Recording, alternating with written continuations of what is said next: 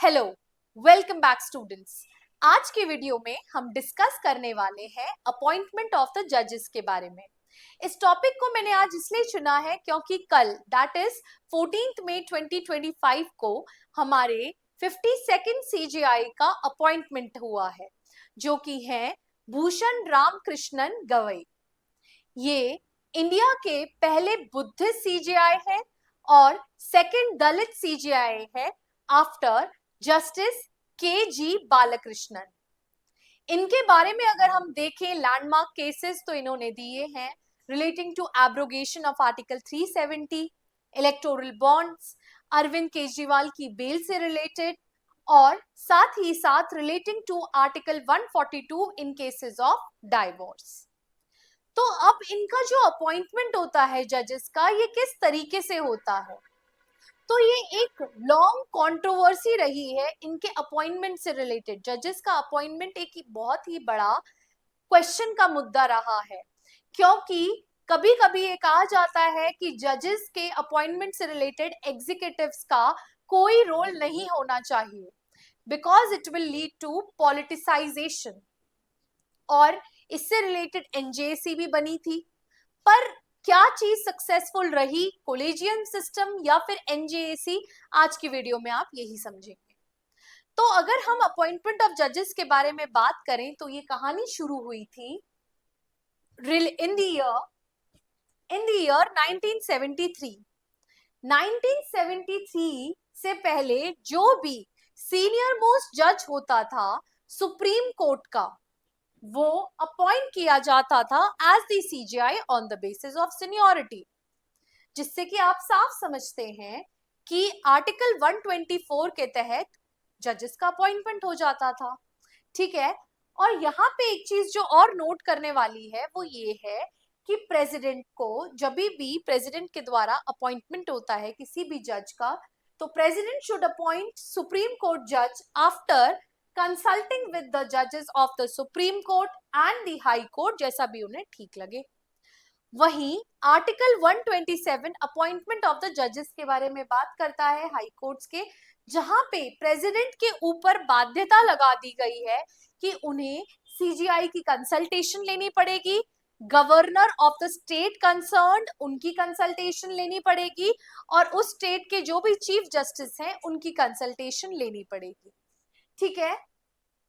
तो 1973 से पहले हमने देख लिया कि जजेस का अपॉइंटमेंट कैसे होता था, पर जो मेन कंट्रोवर्सी के इश्यूज हुए हैं वो है फर्स्ट जजेस केस, सेकंड जजेस केस और थर्ड जजेस केस। ठीक है। फर्स्ट जजेस केस है 1981 का। अब फर्स्ट जजेस केस जो कि था SP Gupta versus union of India का, इसमें यह कहा गया था कि सीजीआई की जो भी रिकमेंडेशंस जाती हैं प्रेसिडेंट को, तो प्रेसिडेंट के पास पूरी पूरी पावर है कि वो उन रिकमेंडेशंस को मना कर दे। पर टेक्निकली ऐसा नहीं हो सकता था क्योंकि प्रेसिडेंट बिना काउंसिल ऑफ मिनिस्टर्स के साथ मिलके अपॉइंटमेंट नहीं कर सकते थे। तो अगर वो रिफ्यूज कर देते थे तो सोलली काउंसिल ऑफ मिनिस्टर्स के द्वारा अपॉइंटमेंट किया जाता था। और अब ये पूरा डिस्क्रिशन काउंसिल ऑफ मिनिस्टर्स का बन जाता था कि वो किसका अपॉइंटमेंट करे, कितना टाइम ले, क्या ना करे। मतलब उनके पास पूरी पूरी पावर्स आ गई थी। ठीक है, कि कब वो प्रेसिडेंट को नाम भेजे, कब वो नाम को रेकमेंड करें, ये सारी चीजें थी।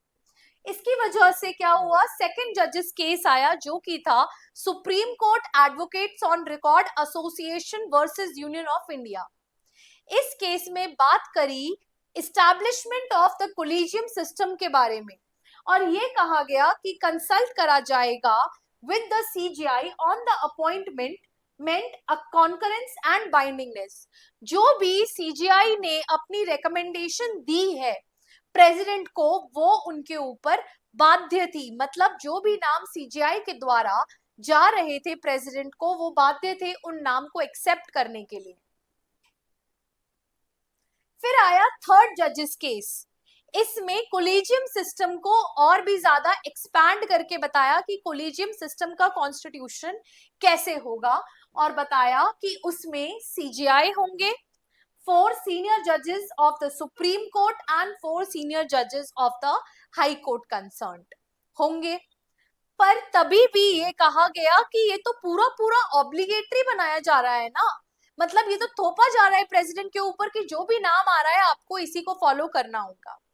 तो इसी से रिलेटेड एक 99th कॉन्स्टिट्यूशनल अमेंडमेंट हुआ इन द ईयर 2014, और इसको by the case of supreme court advocate on record association versus union of India, इसको क्या कर दिया गया था, एनजेएसी को स्ट्रक डाउन कर दिया गया था और इसको अनकॉन्स्टिट्यूशनल एंड वॉइड डिक्लेयर कर दिया था। तो कोलेजियम सिस्टम आपको समझ आ गया कि कैसे कॉन्स्टिट्यूट हो रहा था। तो ये एनजेएसी क्या था? एनजेएसी आया था 99th कॉन्स्टिट्यूशनल अमेंडमेंट से, और ये इसलिए आया था क्योंकि ये एनजेएसी रिप्लेस करना चाह रहा था कोलेजियम सिस्टम को, ताकि जजेस का अपॉइंटमेंट हो सके, चाहे सुप्रीम कोर्ट के हो या फिर हाई कोर्ट के हो, और उनसे रिलेटेड प्रोविजंस हमने पहले पढ़ी लिए हैं। However, the Supreme Court later struck down the 99th Amendment और NJAC Act को unconstitutional कर दिया था, और उसके अनकॉन्स्टिट्यूशनल डिक्लेयर कर जाने के बाद कोलेजियम सिस्टम को क्या कर दिया था, वापस रिवाइव कर दिया गया था, रिस्टोर कर दिया गया था।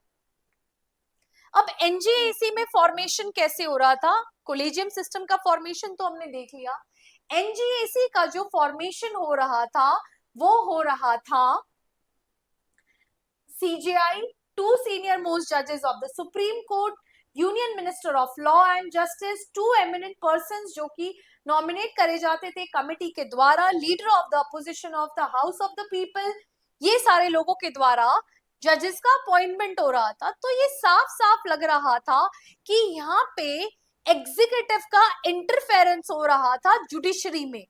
और हमने article 50 of the Indian constitution, जो कि डीपीएसपी है, directive principle of state policy है, वहां पे साफ साफ कह रखा है कि सेपरेशन होगा एग्जीक्यूटिव और जुडिशरी के बीच में। और यहाँ पे आप देख ही रहे हो कि कितना ज्यादा इंटरफेरेंस हो रहा है एग्जीक्यूटिव का।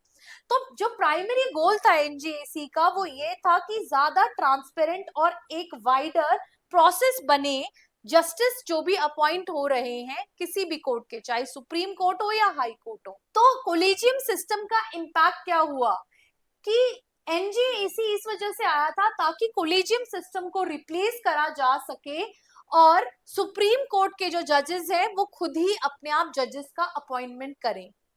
तो इसको स्ट्रक डाउन क्यों करा गया था 99th अमेंडमेंट के द्वारा?